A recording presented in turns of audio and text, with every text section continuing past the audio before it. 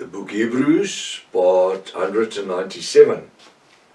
I'm Professor Hannes Redlinghuis of the First Assembly of Yafashua in South Africa, Pretoria, Montana, also international. Should you require any of the books which I've written,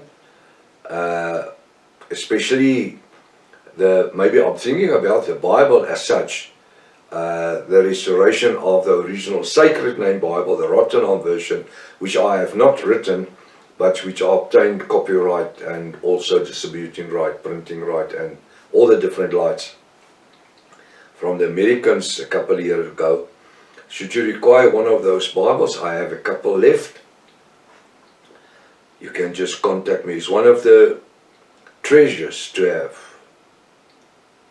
A Bible that's in English, which is a 1611 King James Bible, with the Hebrew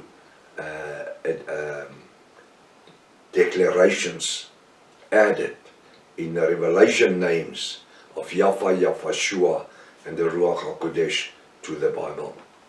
You can contact me at my WhatsApp number.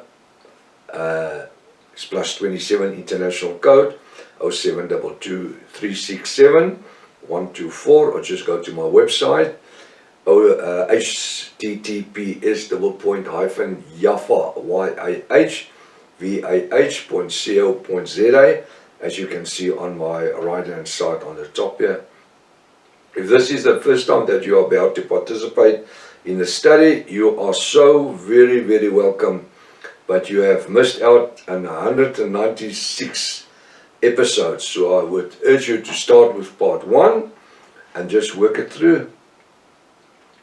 It's very important to also subscribe to the channel in order to receive the different notifications of all the studies that we are currently busy with. Please send this link to your friends and family. It's very important. Make sure at least have a 1611 King James Bible, pen and notepad ready. Welcome to Breakfast with Prof. Hannes. Hallelujah. We are busy with Hebrews chapter 10, and we are currently, where am I now? Let me see. And verse 10. Hebrews chapter 10, verse 10. Now, it's a scripture that we stopped with yesterday morning, but there's just one or two things I just need to add to it. Verse 10. It says in verse 10, by the which will are we sanctified through the offering of the body of Yahweh once for all. So he gave his life in order for us to live. But it's not something that's continuing. The only thing that's continuing is when we are having communion. 1 Corinthians 11, verse 23 to 29. So when we are having communion, we are commemorating the way Yahweh was brutally murdered. We commemorate how he died and rose from the dead and ascended into heaven, and is with a promise of returning. Hallelujah. That's the only thing that we commemorate. We don't offer him up again, and we don't. There is some churches in Israel, yearly, they walking the road of the De La Rosa, and they have a chain with little nails on it that's been welded to the chain, and they take off their shirts and they walk, and they would heat themselves on the back, and as they walk up Calvary's hill, and they walk and they will heat themselves, and they will mourn. And Yahweh never said we must brutalize our bodies. He has been brutalized. He's never said that we must pay a price. He has paid the price. He never said that we must shed our blood. He has shed his blood. He never said that we must die to live.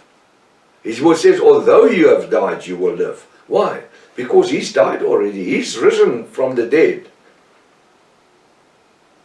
And he ascended into heaven with a promise he's coming back. all that is needed from us, that we must live in holiness. From the day that we repent, we are immersed in the name of Yahushua to the forgiveness of our sin. Acts 2:36-41. Thereafter, we need to live in holiness every day of our lives. Following Yahushua through the revelation word. Meaning that we must study the word daily. It's like eating. We need to eat 2 or 3 times a day. This is the way that how we function. And the same with the word. We need to feed ourselves on the revelation word of Yahushua and Yahweh our Elohim. Through the Ruach HaKodesh, of course. So we don't need to brutalize our own bodies. We don't need to cut ourselves. The Bible says in the 16:11, it says, my son, my daughter, give me your heart. Now it's impossible. That is a metaphor. The heart is the pump station of my body. If my heart stopped now, I'm dead. Within seconds I would die. Why? Because there will be no blood flow to my brain. It's like a car, when you drive a car, it has a fuel injection. And it has a pump that pushes the fuel to the carburetors or the fuel injections, all depend what car you drive. There's a pump. The gas or the petrol's in the tank, but you need to get to the front where the engine is. And you need a pump. And this is all my heart is. It's a pump to circulate fresh oxygen throughout my blood, in my veins, and in my brain, in my body, and in yours as well. So when Apostle Paul says, my son, my daughter, give you my heart, it means if he has your heart, he has everything. If Yahushua has your heart, and it's not this heart, it is my soul's dimension, my brain, my soul's dimension, which can never die. So if Yahweh has this area, then he can control my whole body through the Ruach HaKodesh. So what has he done? Yahushua has offered his body for once and for all, in order for us to live where we were supposed to be the ones to die.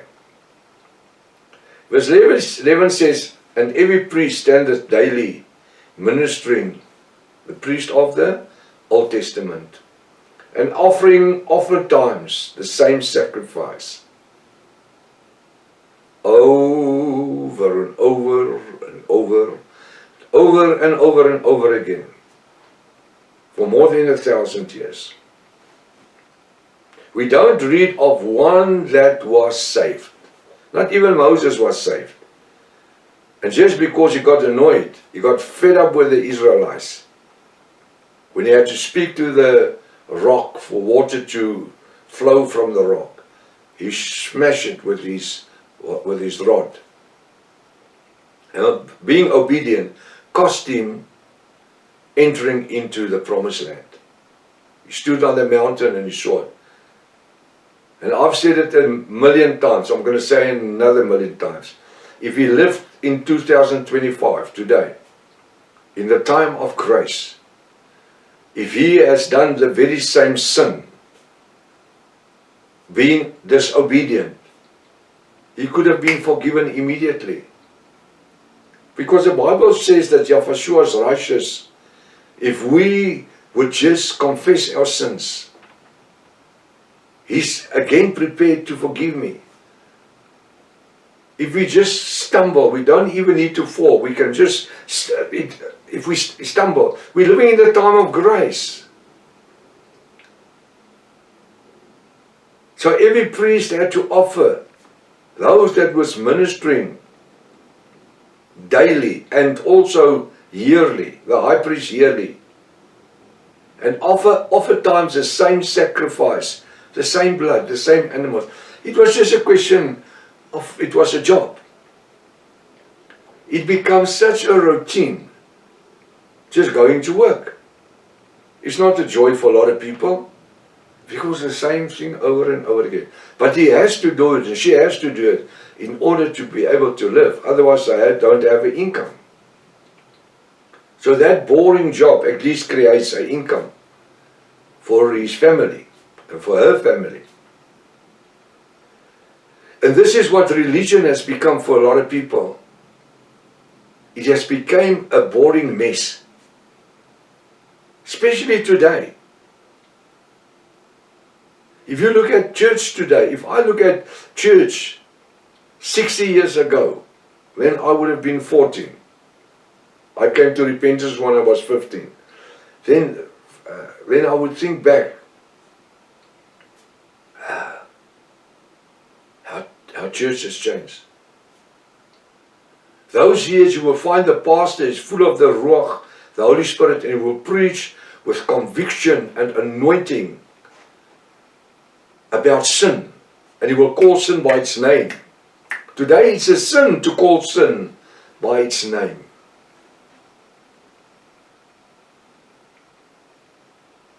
Pastors has lost their ministry and reverends has lost their jobs because of preaching sin, as the word says you should do. No, today you need to do what the church in its ordinance and in its constitution allows you to do. Otherwise you're jobless. So glad that the Bible says that our dependence is upon the Creator of heaven and earth. Hallelujah. It's not of man. For every piece stand the daily ministering and offering oftentimes the same sacrifice, which can never take away sins. What does it say? I can't hear.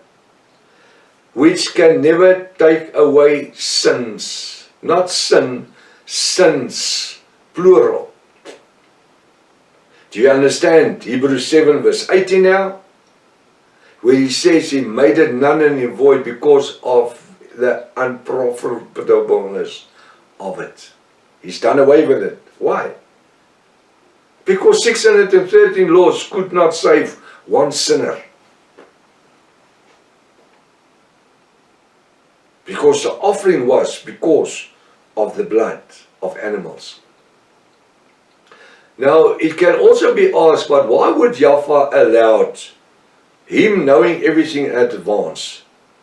Why would he have allowed Israel to participate in offering animals for over 1,000 years? What would you say as a student of the word? How would you answer? What will the reason be that Yahweh has allowed it? Well, if we see where the 613 laws comes from, or originate from, Israel was in bondage in Egypt for 430 years. Then coming out of slavery. If Yahushua was there immediately, it wouldn't have worked. Well, because they would have cursed him, they would have stoned him. But they had to be addressed. You know, they were worshipping pagans, all different pagans. And that's why we find immediately when Moses was on the mount with Yahweh, not coming down immediately, when he came down there was a golden calf. Why? Because it was the nature of Israel, which was created in Egypt, of worshipping Baal pagan gods. A calf, golden calf, golden bull, whatever you want to call it. It's their nature. And because of the nature that they had,